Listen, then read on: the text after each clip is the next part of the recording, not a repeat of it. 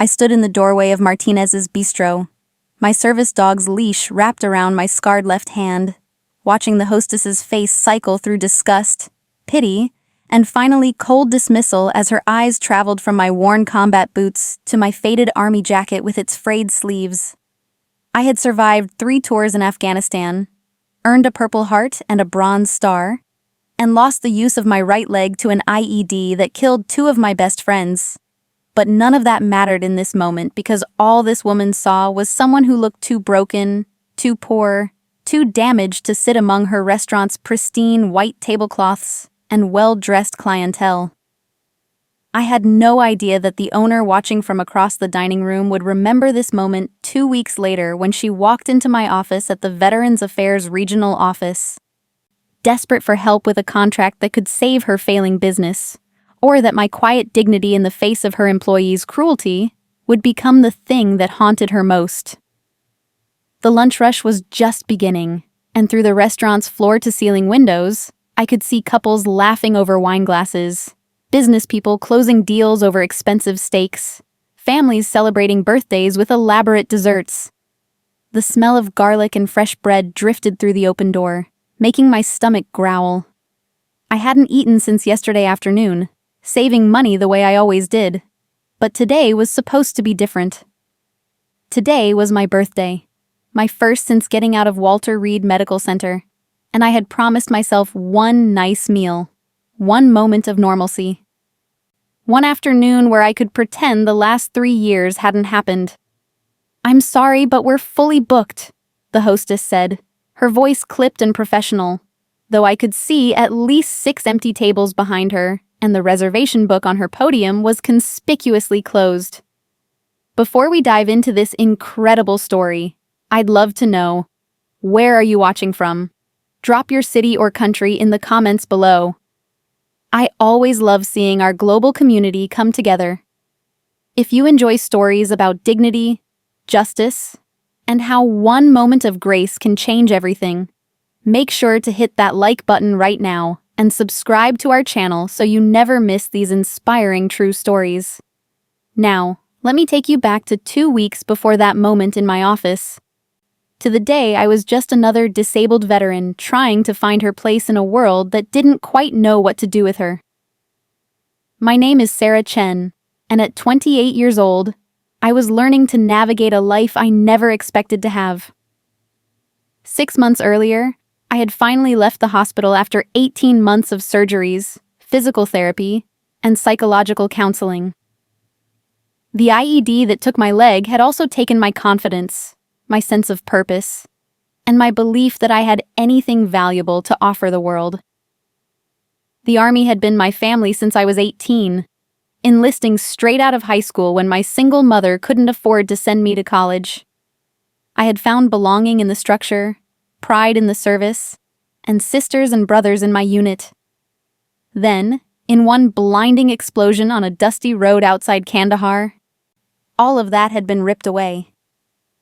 The prosthetic leg I wore now was state-of-the-art, courtesy of the VA, but it still ached after long days, and I walked with a pronounced limp that made people stare.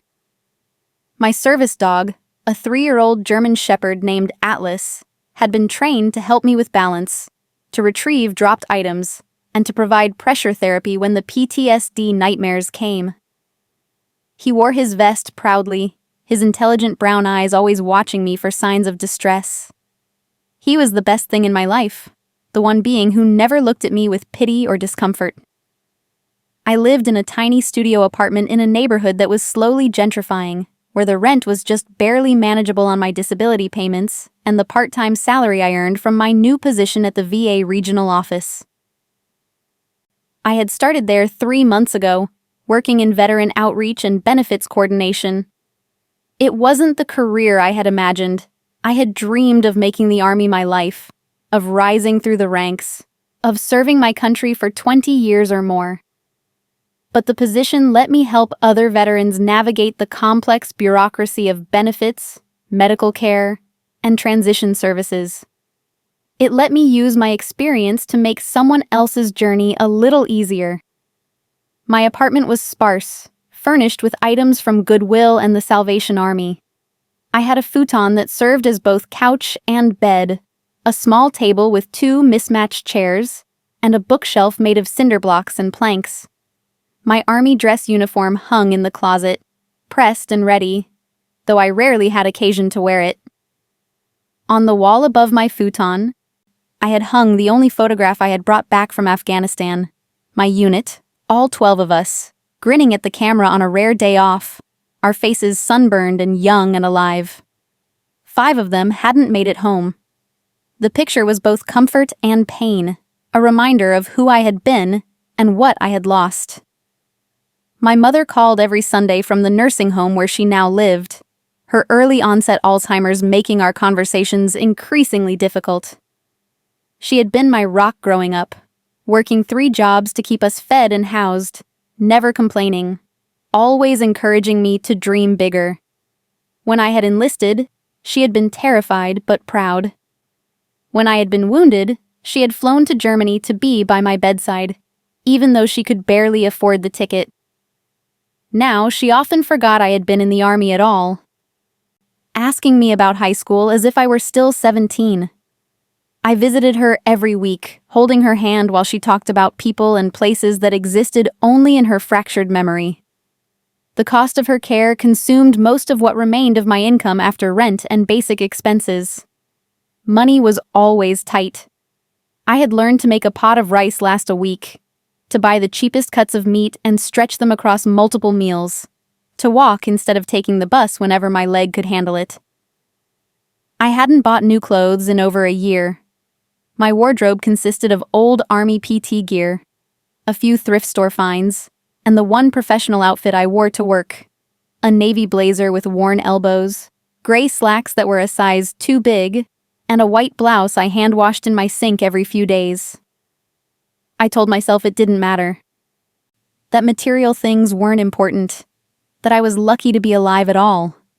But sometimes the weight of it all pressed down on me like a physical thing. Sometimes I looked at my reflection in the bathroom mirror and saw a stranger, thin to the point of gaunt, dark circles under my eyes from nights when the nightmares kept me awake, a face that looked older than 28. Sometimes I wondered if this was all my life would ever be, surviving, but not really living. My supervisor at the VA, a retired colonel named James Martinez, had been the one to encourage me to take the position. He had served 2 tours in Iraq and understood the difficulty of transitioning to civilian life. He saw something in me that I couldn't see in myself, a fierce advocacy for other veterans, an ability to cut through red tape, a determination to make sure no one fell through the cracks the way so many had. Under his mentorship, I had slowly begun to find purpose again. I had helped a homeless veteran get into housing. I had connected a young Marine with the mental health services that saved his life. I had fought the bureaucracy to get a Vietnam vet the benefits he had been owed for 40 years. Colonel Martinez had also been the one to suggest I treat myself for my birthday. "You give everything to everyone else," he had said, his weathered face kind. "Take 1 day for yourself. Go somewhere nice. Remember that you deserve good things too." He had even slipped me a $50 bill, refusing to take it back when I protested. "Consider it a birthday gift from someone who knows what it's like," he had said. So I had researched restaurants online, looking for something special but not too expensive. Martinez's Bistro had come up with glowing reviews, beautiful photos, and a menu that made my mouth water. It was in a trendy neighborhood I rarely visited, the kind of place where people dressed up and lingered over their meals. I had thought about it for days, imagining myself sitting by the window, ordering something I didn't have to cook myself, savoring every bite, pretending for one afternoon that I was just a normal woman having a nice birthday lunch.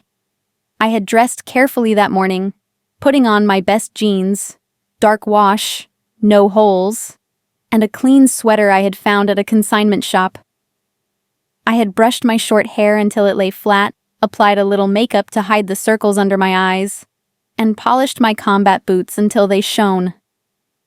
Atlas wore his service vest, clearly marked with patches identifying him as a working dog, I had taken the bus across town, my leg throbbing by the time I reached the restaurant, but my spirits high. And now I stood in the doorway, watching the hostess's face close off, feeling the familiar shame creep up my neck. I could see other diners glancing over, their expressions ranging from curiosity to discomfort. A woman in a designer dress whispered something to her companion, her eyes on my boots. A businessman looked away quickly when I met his gaze. "I don't have a reservation," I said, keeping my voice steady. "But I saw online that you accept walk-ins for lunch. I'd be happy to wait if there's a delay." The hostess's lips pressed into a thin line. She glanced over her shoulder, and I followed her gaze to see an older woman watching us from near the kitchen, elegant, perfectly coiffed, wearing what looked like an expensive silk blouse. The owner, I assumed. The woman's eyes met mine for a brief moment, her expression unreadable, before she turned away. "I'm afraid we have a dress code," the hostess said, her tone leaving no room for argument. "We require our guests to meet certain standards of appearance." I looked down at myself, then at the other diners. Several men wore jeans. One woman had on yoga pants and designer sneakers. But I understood what she was really saying. It wasn't about the dress code. It was about the way I looked. The limp, the scars visible on my hands, the service dog, the general air of someone who had been broken and poorly put back together. "I see," I said quietly. Atlas leaned against my good leg, sensing my distress. "My service dog is protected under the ADA. He's trained and certified." "Of course," the hostess said, her voice dripping with false politeness. "But we still have the right to refuse service if we feel a guest doesn't meet our establishment's standards. I'm sure you understand." I felt the familiar tightness in my chest, the beginning of the anxiety that sometimes spiraled into full panic attacks. I focused on my breathing, counting slowly the way my therapist had taught me. I could fight this. I could quote the laws, demand to speak to the manager, make a scene. I had every right to be here. But I was so tired of fighting. I was tired of having to prove my worth, my humanity, my right to exist in spaces that others took for granted. "I understand," I said, my voice barely above a whisper. I turned toward the door, Atlas moving smoothly beside me. "Ma'am," a voice called out, and I turned to see a young waiter hurrying over, his face flushed with embarrassment. "I'm so sorry about this. Please let me—" "It's fine," I said, cutting him off. I didn't want his pity or his apology. I just wanted to leave with whatever dignity I had left. "Thank you anyway." I walked out into the bright afternoon sunshine, my eyes stinging with tears I refused to shed in public. The bus stop was 2 blocks away, and my leg was already aching, but I walked steadily, Atlas matching my pace perfectly. I passed boutiques with window displays that cost more than my monthly rent, cafes where people sat outside with their laptops and lattes, a bookstore with a display of bestsellers I couldn't afford to buy. At the bus stop, I sat on the bench and pulled out my phone, deleting the reservation reminder I had set. I opened my banking app and looked at my balance. The $50 from Colonel Martinez, plus the $37 I had saved from my last paycheck. I could have gone somewhere else, found a diner or a chain restaurant that wouldn't care what I looked like. But the moment had been ruined. The hope I had felt that morning, the fragile belief that I could have one nice thing, one normal experience, had been crushed. Atlas rested his head on my knee, and I scratched behind his ears, drawing comfort from his solid presence. "It's okay, boy," I whispered. "We're okay." But I wasn't okay. I was 28 years old, and I had given everything to my country. I had served with honor, led my squad with courage, earned the respect of my commanding officers and the love of my fellow soldiers. I had bled for the flag, lost friends to war, sacrificed my body and my future. And none of it mattered to a hostess at a restaurant who saw only someone who looked homeless, someone who didn't belong, someone not worth the trouble of a table. The bus ride home was long, and by the time I climbed the 3 flights of stairs to my apartment, I was exhausted.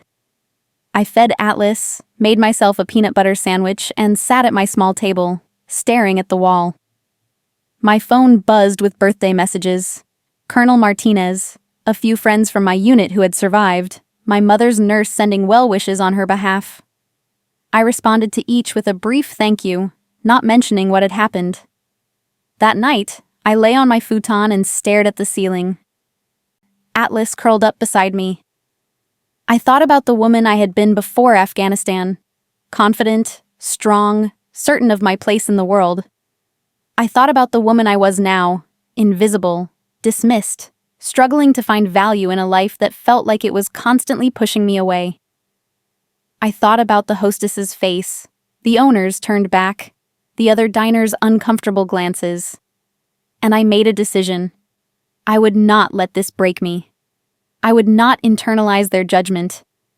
I would go to work on Monday, and I would continue helping other veterans, and I would prove, if only to myself, that my worth was not determined by how others saw me. What I didn't know was that the universe had other plans. What I didn't know was that in 2 weeks, everything would change. Monday morning arrived with gray skies and the promise of rain.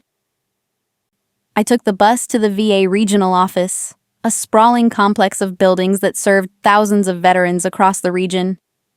My office was small, tucked away on the 3rd floor, with a desk, 2 chairs for visitors, and filing cabinets full of case files. On my desk, I kept a small American flag, a photo of my unit, and a coffee mug that said Army Strong, that one of my soldiers had given me as a going-away present. Colonel Martinez stopped by mid-morning, leaning against my doorframe with his arms crossed. He was in his 60s, with silver hair and a bearing that still screamed military despite his civilian clothes. "How was your birthday?" he asked. I hesitated, then decided on honesty. It didn't go as planned. His eyes sharpened. "What happened?" I told him about the restaurant, keeping my voice neutral, stating facts without emotion. When I finished, his jaw was tight with anger.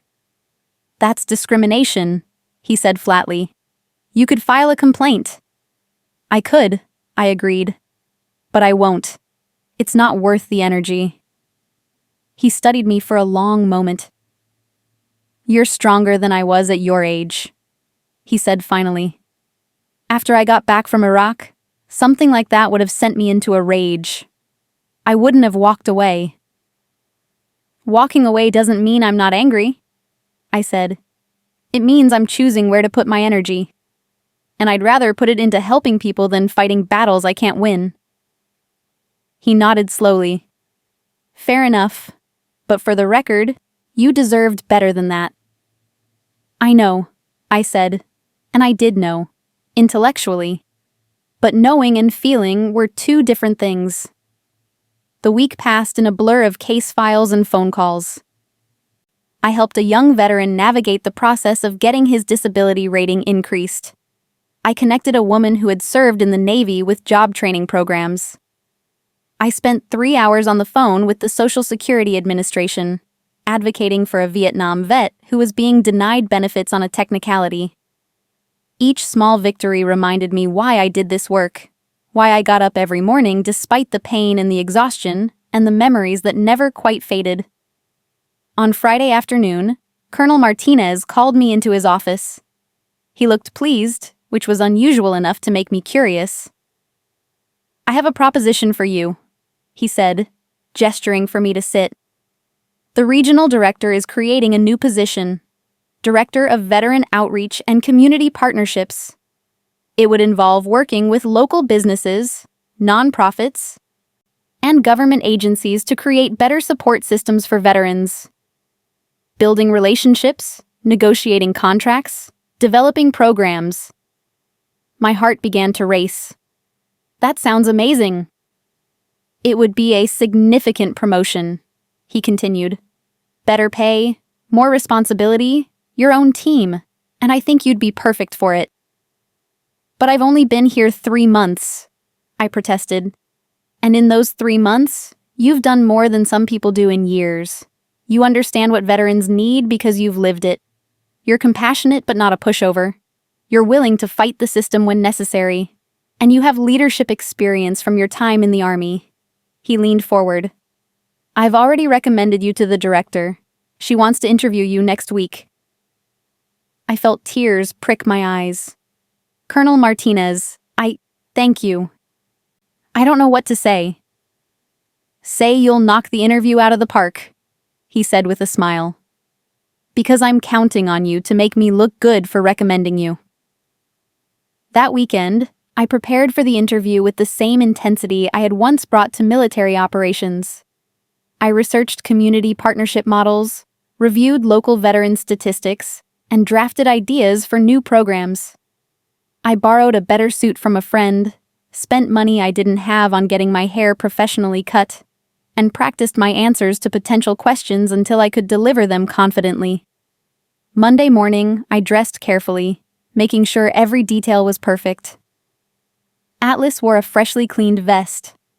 I arrived at the office 30 minutes early, reviewed my notes one last time, and tried to calm my racing heart. The interview went better than I had dared to hope. The regional director, a sharp woman named Dr. Patricia Okonkwo, asked challenging questions about my vision for veteran outreach, my experience with community organizing, and my approach to building partnerships with sometimes reluctant organizations. I spoke about my time in the Army, about the gaps I had seen in veteran services, about the businesses and agencies that claim to support veterans but often fell short. I proposed specific programs, a mentorship initiative pairing transitioning service members with successful veteran entrepreneurs, a housing partnership with local developers, a mental health network that went beyond the VA's limited resources. Dr. Okonkwo listened intently, taking notes, occasionally asking follow-up questions. When the interview ended, she stood and shook my hand firmly. I'm impressed, Ms. Chen. Very impressed. We'll be in touch by the end of the week. I walked back to my office feeling lighter than I had in months. Colonel Martinez caught my eye through his office window and gave me a thumbs up. I grinned back, allowing myself to hope. Wednesday afternoon, I was reviewing a case file when my desk phone rang. Ms. Chen, this is Melissa from Dr. Okonkwo's office. She'd like to see you right away if you're available. My heart leapt. Of course, I'll be right there. I smoothed my blazer, took a deep breath, and headed to the executive suite on the 5th floor. Dr. Okonkwo's assistant showed me into her office, where the director sat behind an impressive mahogany desk, a warm smile on her face. Ms. Chen, please sit, she said. I'll get straight to the point. I'd like to offer you the position of Director of Veteran Outreach and Community Partnerships. Your vision for the role aligns perfectly with what we're trying to accomplish, and your personal experience gives you a perspective we desperately need. I felt my eyes well up. Dr. Okonkwo, I'm honored. Thank you so much. The position comes with a significant increase in responsibility, she continued, pulling out a folder. You'll have a team of 3 coordinators reporting to you, a budget for program development, and the authority to negotiate partnerships and contracts on behalf of the VA. You'll be attending community events, meeting with business leaders and elected officials, and serving as a public face for our veteran services. She slid the folder across the desk. This is your employment contract, including salary and benefits. Take the evening to review it, and if you're ready to accept, we'll make the announcement on Friday. I opened the folder and looked at the salary figure. It was more than double what I was currently making, enough to cover my mother's care without constant anxiety, enough to buy groceries without counting every dollar, enough to finally have a savings account. I felt dizzy with relief and gratitude. I don't need the evening, I said, my voice thick with emotion. I accept. Dr. Okonkwo's smile widened. Excellent. Welcome to the leadership team, Director Chen. The next 2 days passed in a whirlwind of paperwork, meetings, and congratulations from colleagues. Colonel Martinez took me out for coffee and told me how proud he was. My new team members introduced themselves, eager and supportive. I moved into my new office, larger, with a window overlooking the parking lot, with space for a small conference table and bookshelves I could actually fill. Friday morning, Dr. Okonkwo sent out an email announcing my appointment to the entire regional staff. My inbox flooded with congratulatory messages. I spent the morning in meetings, learning about ongoing partnerships and pending contracts. After lunch, my assistant, I had an assistant now, knocked on my door. Director Chen, you have a visitor. She doesn't have an appointment, but she says it's urgent. Her name is Gloria Martinez, and she owns a local restaurant. My blood ran cold. Martinez, the same last name as the restaurant. I felt my hands begin to shake, but I kept my voice steady. Please show her in. A moment later, the woman I had seen in the restaurant 2 weeks ago walked into my office. She looked different now, less polished, more anxious. Her expensive clothes couldn't hide the tension in her shoulders, or the worry in her eyes. She didn't recognize me at first, her gaze sliding over me in my professional attire, my hair styled, my confident posture behind my impressive desk. Ms. Chen? She said uncertainly. I'm Gloria Martinez. I own Martinez's Bistro. I was told you're the new director of veteran outreach? That's correct, I said, keeping my voice neutral. Please have a seat. How can I help you? She sat down, clutching her purse in her lap. I'm here about the Veterans Business Partnership Program. I submitted an application 6 months ago to become an approved vendor for VA events. Catering, venue rental, that sort of thing. I was recently informed that my application is being reviewed by the new director, and I wanted to make my case in person. I pulled up her file on my computer, scanning the details. Her restaurant had applied to be part of a program that provided catering and event services for VA functions. Everything from small office meetings to large retirement ceremonies and veteran appreciation events. It was a lucrative contract that could bring in significant revenue for a small business. According to the notes, her application had been pending because of concerns about accessibility and service quality. I see your application here, I said. Can you tell me why you're interested in serving the veteran community? She launched into what was clearly a prepared speech about her commitment to veterans, her restaurant's quality, her competitive pricing. She mentioned that her father had served in Korea, that she understood the importance of honoring those who had served. She spoke about her restaurant's upscale atmosphere and excellent reviews, how it would reflect well on the VA to host events there. I listened without interrupting, my face carefully neutral. She still hadn't recognized me. 2 weeks ago, I had been invisible to her, not worth a table. Now, I was someone she needed to impress. When she finished, I leaned back in my chair. Ms. Martinez, I've reviewed your application, and I have some concerns I'd like to discuss. Her face fell. Concerns? Yes. You see, part of my role is ensuring that any business we partner with truly understands and respects the veteran community. That they see veterans as valued customers and honored guests, not just a source of revenue. I paused, watching her carefully. Can you tell me about your restaurant's policies regarding service animals and customers with disabilities? We're fully ADA compliant, she said quickly. We have wheelchair access, accessible restrooms, all the required accommodations. And what about your staff training? How do you ensure that veterans, particularly those with visible disabilities or service animals, are treated with dignity and respect? She shifted uncomfortably. Well, we train all our staff in customer service, of course. We pride ourselves on excellent service. I'm sure you do, I said. But excellent service means different things to different people. Let me give you a specific example. I stood up, walking around my desk. 2 weeks ago, on my birthday, I attempted to have lunch at your restaurant. I was turned away by your hostess, who claimed you had a dress code, despite the fact that other customers were dressed casually. I was with my service dog, who is fully trained and certified. Your hostess made it clear that I didn't meet your standards of appearance. I watched as recognition slowly dawned on her face. Her eyes widened, her face going pale. She looked from my face to Atlas, who lay quietly in the corner of my office, then back to me. "Oh my God," she whispered.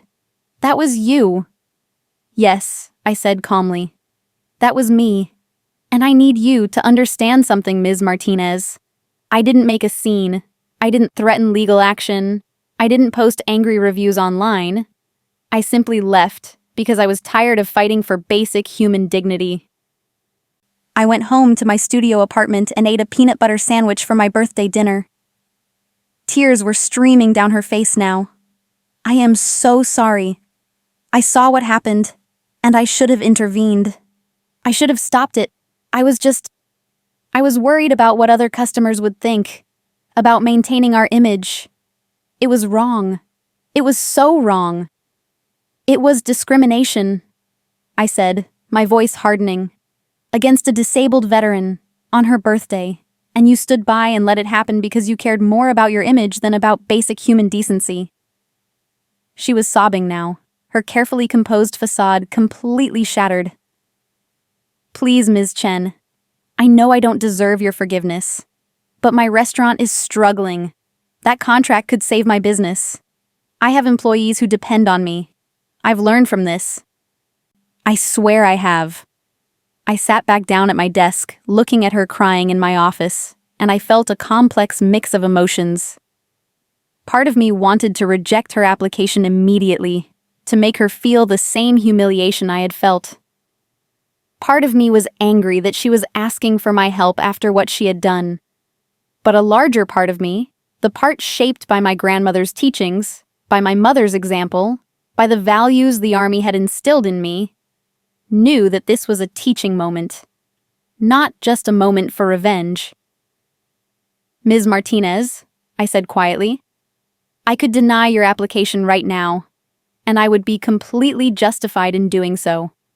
What happened at your restaurant was wrong, and it reflected poorly on your business and your values." She nodded miserably, not even trying to defend herself anymore. "But," I continued, "I didn't take this position to punish people. I took it to create positive change, so I'm going to make you an offer. I will approve your application, with conditions." She looked up, hope and disbelief warring on her face. "Conditions?" "Yes. First, you will implement mandatory training for all your staff on serving customers with disabilities, including veterans with PTSD, traumatic brain injuries, and physical disabilities. This training will be conducted by the VA, and I will personally oversee it." She nodded eagerly. "Yes, absolutely." "Second, your restaurant will commit to hosting at least 4 free events per year for veteran organizations, support groups, family gatherings, memorial services. You will provide the space and food at no cost." "Of course, gladly." "Third, you will create a scholarship program for veterans or military family members who want to enter the culinary industry. At least 1 scholarship per year, covering culinary school tuition or apprenticeship costs." "I can do that," she said, her voice strengthening. "And finally," I said, my voice softening slightly, "you will personally apologize to every veteran who comes through your door for the next month. You will tell them what happened, what you learned, and how you're committed to doing better. You will make your restaurant a place where all veterans feel welcome and honored." She was crying again, but these were different tears. "Thank you," she whispered. "Thank you for giving me a chance to make this right.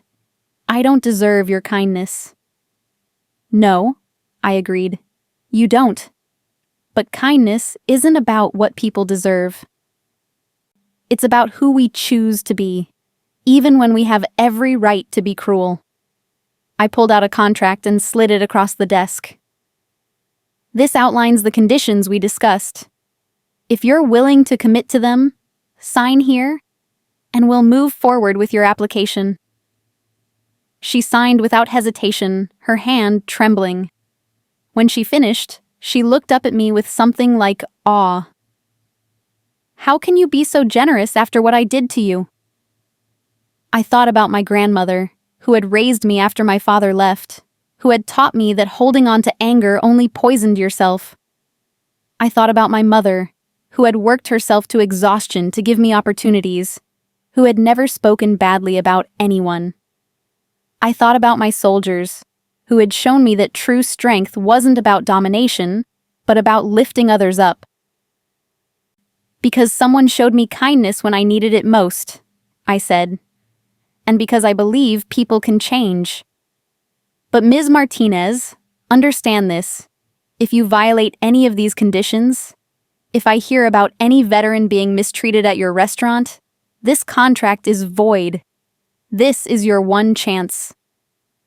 I understand, she said firmly, and I promise you, I will make you proud. I will make this right.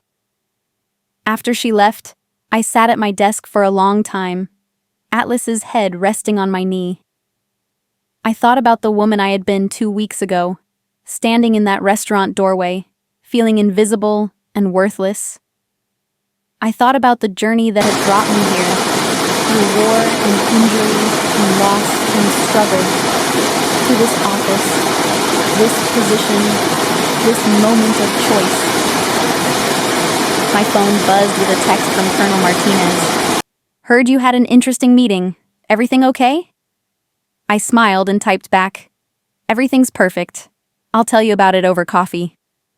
That evening, I took the bus to the nursing home to visit my mother. She was having a good day, recognizing me immediately, asking about my work. I told her about my promotion, about my new office, about the difference I hope to make. She held my hand and smiled, her eyes clear for once. I'm so proud of you, Sarah, she said. You've become such a strong, compassionate woman. Your grandmother would be so proud too. I squeezed her hand, feeling tears well up. I learned from the best. 3 months later, I stood in Martinez's bistro, now transformed. The walls featured photos of local veterans, including a prominent picture of my unit from Afghanistan. The menu included a section of dishes named after military heroes, with a portion of proceeds going to veteran charities. The staff wore pins that said "Veteran Friendly" and had completed comprehensive training on serving customers with disabilities. Gloria Martinez had kept every promise. She had hosted support group meetings, memorial services, and family gatherings. She had created a culinary scholarship that had already helped 2 young veterans begin their training. And she had personally greeted every veteran who walked through her door for the past 3 months, sharing her story and her commitment to change. Tonight was special, a retirement ceremony for Colonel Martinez, hosted in the restaurant's private dining room. 50 people filled the space, including veterans, VA staff, and community partners. I stood at the podium, preparing to give the toast, looking out at faces that had become familiar over the past months. 3 months ago, I began, I walked into this restaurant as someone invisible, someone deemed unworthy of service.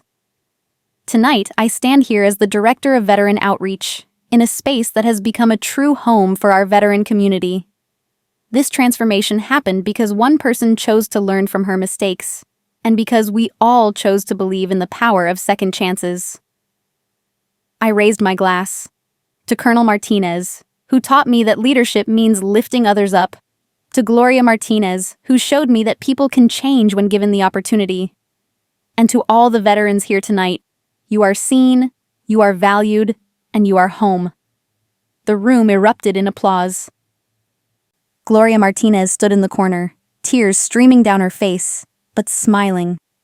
Colonel Martinez caught my eye and nodded, pride evident in his expression. Atlas sat beside me, his tail wagging, as comfortable in this space as he was anywhere. After the ceremony, a young veteran approached me hesitantly. She was about 25, with a prosthetic arm visible beneath her sleeve. Dr. Chen, I just wanted to thank you. I heard about what happened here and about how you handled it. I've been struggling since I got out of the Marines. I've felt invisible, like nobody sees me anymore. But your story gives me hope. I took her hand in both of mine. What's your name? Jessica Rodriguez. Jessica, I see you, and I promise you, there are resources and people who want to help. Come by my office on Monday. Let's talk about how we can support you. Her eyes filled with tears. Really? Really? You served with honor. Now let us serve you. 6 months after that night, I stood in front of the regional VA leadership, presenting the results of our expanded outreach program. Under my direction, we had created partnerships with 37 local businesses, all committed to veteran-friendly policies and practices. We had launched a mentorship program serving 200 transitioning service members. We had created a housing initiative that had helped 53 veterans find stable homes. Our mental health network had expanded to include 10 community providers offering specialized trauma care. Martinez's Bistro had become a model for other businesses, with Gloria Martinez speaking at Chamber of Commerce events about the importance of true veteran support. Her restaurant was thriving, with veterans making up a significant portion of her customer base. She had expanded her scholarship program to 3 awards per year and had hired 4 veterans on her staff. But the numbers, impressive as they were, weren't what mattered most to me. What mattered were the individual lives changed, the veterans who felt seen and valued, the families who found support, the service members who successfully transitioned to civilian life with dignity and hope. What mattered was the young Marine I had met at Colonel Martinez's retirement party, Jessica Rodriguez, who now worked as one of my outreach coordinators, bringing her own experience and passion to helping other veterans. What mattered was the Vietnam vet who finally got his benefits after 40 years, who called me crying to say thank you. What mattered was the homeless veteran who now had an apartment and a job, who stopped by my office just to tell me he felt human again. 1 year after being turned away from a restaurant, I sat in my office on my 29th birthday.